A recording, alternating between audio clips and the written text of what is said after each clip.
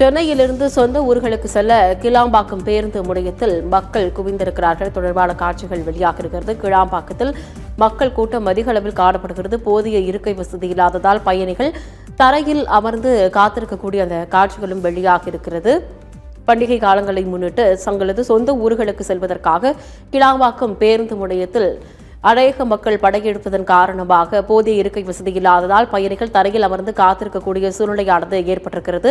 விவரங்களோடு இணைக்கிறார் செய்தியாளர் மனோகரன். வணக்கம். தொடர்பான விவரங்கள். வணக்கம் மிருதி. அதாவது வரும் 20ஆம் தேதி தீபாவளி பண்டிகை கொண்டாடப்பட உள்ள நிலையில் சென்னை மற்றும் புறநகர் பகுதியில் தங்கி படித்து வரும் மாணவர்கள், ஊழியர்கள் மற்றும் ஏராளமான பொதுமக்கள் தங்களின் சொந்த ஊருக்கு செல்வதற்காக கிளாம்பாக்கம் பேருந்து நிலையத்தில் படையெடுத்து வருகின்றனர். இந்த நிலையில் பயணிகள் வசதிக்கு சிறப்பு பேருந்துகள் இயக்கப்பட்டு வருகின்றது. கிளாம்பாக்கம் பேருந்து நிலையத்தில் இன்று ஒரே நேரத்தில் லட்சக்கணக்கானோர் குவிந்ததால் கூட்ட நெரிசல் ஏற்பட்டுள்ளது.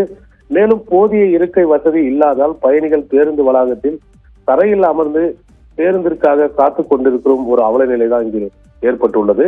பேருந்து நிலையத்தில் போதிய வசதிகளை ஏற்படுத்தி பயணிகளுக்கு வழங்க வேண்டும் என பொதுமக்கள் ஒரு கோரிக்கையானது வைக்கப்பட்டுள்ளது.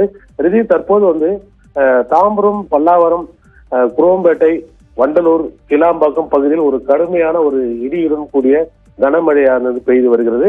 அதாவது இந்த மழையும் பொருட்படுத்தாமல் தங்களது சொந்த ஊருக்கு செல்லக்கூடிய பொதுமக்கள் வாகனங்கள் மற்றும் இருசக்கர மூலமாக பயணித்துக் கொண்டிருக்கிறார்கள். விதி நன்றி மனோகரன். பண்டிகை காலத்தை முன்னிட்டு கிளாம்பாக்கம் பேருந்து முனையத்தில் மக்களின் கூட்டம் மழை மோதி காணப்படுகிறது. சொந்த ஊர்களுக்கு மக்கள் வடையெடுத்து வருவதன் காரணமாக போக்குவரத்து நெரிசலும் ஏற்பட்டிருக்கிறது.